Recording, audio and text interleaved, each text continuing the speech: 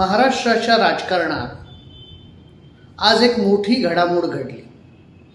म्हणजे सरकार आपल्या दारी या उपक्रमाच्या निमित्ताने आज मुख्यमंत्री एकनाथ शिंदे, उपमुख्यमंत्री देवेंद्र फडणवीस आणि उपमुख्यमंत्री अजित पवार हे बीड जिल्ह्यामध्ये गेले आणि त्याच वेळी एकाच वेळी व्यासपीठावरती पंकजा मुंडे आणि त्यांचे बंधू धनंजय मुंडे हे एकत्र आले।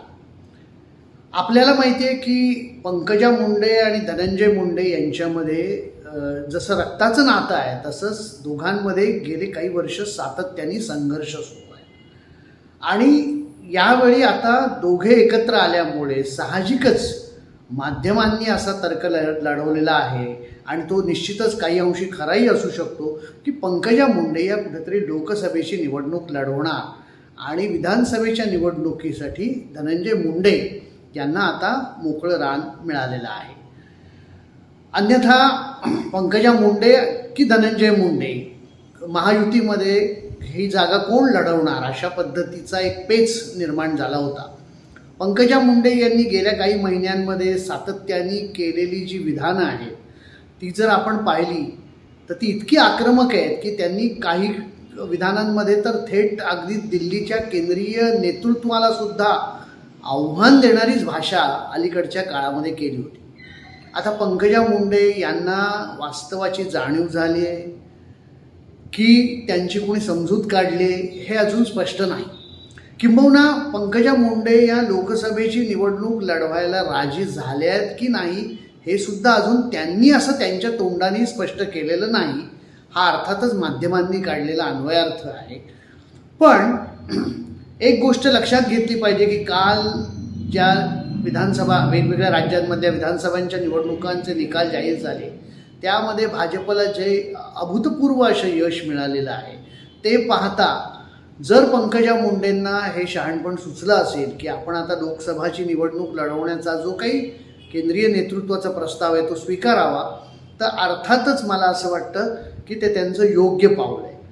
कारण जर समजा पंकजा मुंडे ह्या अडून राहिल्या असत्या तर कदाचित केंद्रीय नेतृत्वाने त्यांना बाजूला ठेवून हा निर्णय घेतला असता आणि तिथं धनंजय मुंडे यांनी निवडणूक लढवली असती आणि कदाचित मोदींनी धनंजय मुंडे यांच्या प्रचाराला येऊन पंकजांचा विरोध असतानाही जर त्यांना निवडून आणलं असतं तर पंकजा यांचं राजकारणच संकटात आलं असतं। त्यामुळे जर समजा पंकजा यांनी हा निर्णय घेतला असेल की आपण आता लोकसभेची निवडणूक लढवणं स्वीकारावं आणि धनंजय यांच्यासाठी विधानसभेच्या निवडणुकीसाठी मार्ग मोकळा करून द्यावा तर ते त्यांचं राजकीय शहाणपणच ठरेलच आहे।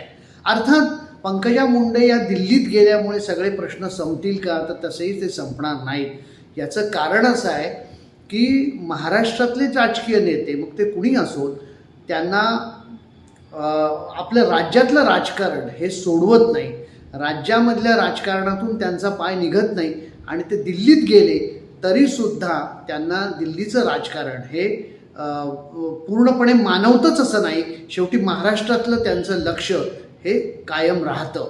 आणि त्यामुळे आता पंकजा मुंडे या जरी दिल्लीत गेल्या तरी त्यांचे जे बीडमधले समर्थक आहे त्यांचं भवितव्य हे अर्थातच त्याचं हितरक्षण करणं त्यांचं ते भवितव्य पाहणं ते भवितव्य धोक्यात येणार नाही याची काळजी घेणं ही सगळी पंकजा यांची जबाबदारी असणार आहे। आणि जर समजा पंकजा दिल्लीमध्ये रमल्या त्यांनी जर बीडमध्ये त्यांच्या कार्यकर्त्यांकडे पाहिलं नाही तर आपल्याला असं लक्षात येईल भविष्यामध्ये की धनंजय मुंडे यांची स्थानिक राजकारणावरची पकड घट्ट झाली आहे। पंकजांचं दिल्लीमध्ये जाणं हे सुद्धा धनंजय आणि त्यांच्या समर्थकांच्या पाठिंब्यावरच अवलंबून आहे की काय। वेगवेगळ्या घराण्यांचा संघर्ष हा कसा राहिलेला आहे याच्याकडे आपण थोडंसं पाहूया। ठाकरे घराण्यामध्ये असं आहे की बाळासाहेब ठाकरे जेव्हा राजकारणामध्ये पूर्ण सक्रिय होते तेव्हा राज ठाकरे हे त्यांच्याबरोबर राजकारणामध्ये अत्यंत आघाडीवर होते। युवकांचं नेतृत्व शिवसेनेमध्ये राज ठाकरे करत होते। त्यावेळी उद्धव ठाकरे हे राजकारणापासून थोडेसे अलिप्त होते, ते छायाचित्रकार म्हणून होते, त्यांनी सामनाच्या व्यवस्थापनाची जबाबदारी काही काळ पाहिली आणि त्यामुळे राज ठाकरे यांच्यासाठी पूर्ण राजकीय अवकाश पूर्णपणे मोकळं होतं। पण कालांतराने म्हणजे साधारण 2000च्या दशकामध्ये बाळासाहेबांनी आपला राजकीय वारस म्हणून उद्धव ठाकरे यांची नेमणूक केली आणि महाबळेश्वरच्या शिबिरामध्ये राज यांनाच उद्धव ठाकरे यांना कार्यकारी अध्यक्ष करण्यासंदर्भातला प्रस्ताव मांडायला सांगितला, ज्याच्याबद्दल राज ठाकरे यांनी एकदा असं म्हटलं होतं की मीच माझ्या पायावर धोंडा पाडून घेतला. तर आणि मग उद्धव ठाकरे जेव्हा पक्षाचे कार्यकारी अध्यक्ष झाले त्यानंतर आपल्याला असं दिसलं की राज आणि उद्धव यांच्यामध्ये सत्तेचं वाटप करण्यामध्ये बाळासाहेबांना फारसं यश आलं नाही. म्हणजे बाळासाहेबांनी तसे प्रयत्न केले नाहीत का? निश्चितच केले. बाळासाहेबांनी आपल्याला माहिती आहे की नाशिक आणि पुण्याची जबाबदारी ही राज ठाकरे यांच्याकडे दिली होती. मुंबई आणि इतर महाराष्ट्रामध्ये किंवा विशेष करून मराठवाड्यामध्ये उद्धव ठाकरे यांच्याकडे सूत्र दिली होती. पण व्हायचं असं की पुणे असेल, नाशिक असेल, इथल्या नियुक्त्या, इथल्या बैठका हे उद्धव ठाकरेच करत होते आणि मग असं व्हायचं की अनेक वेळा राज ठाकरे यांच्या समर्थकांना डावललं जायचं, त्यांना बैठकांना बोलवलं जायचं नाही, त्यांच्या झालेल्या नियुक्त्या रद्द करून नवीन माणसं नियुक्त केली जायची आणि त्यामुळे या दोघांमधला संघर्ष विकोपाला गेला. एका क्षणाला या दोघांनाही समोरासमोर बसवून बाळासाहेबांनी तिलक लावून एक कुठेतरी समझोता करण्याचा प्रयत्न केला होता, जसा तो आज आता पंकजा मुंडे आणि धनंजय मुंडे यांच्यामध्ये करण्याचा जो प्रयत्न भाजपने केलेला आहे तसाच तो केला.